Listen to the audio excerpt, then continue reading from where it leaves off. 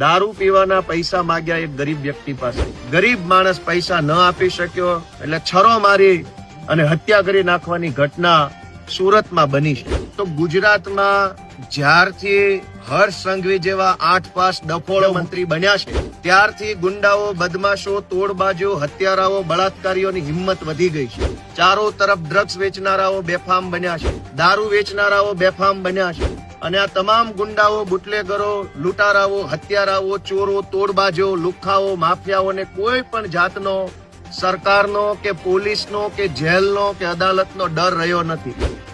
7 જેટલી બહેનો ઉપર એકનો એક ભાઈ આ દેવી પૂજક પરિવારનો છોકરો હતો.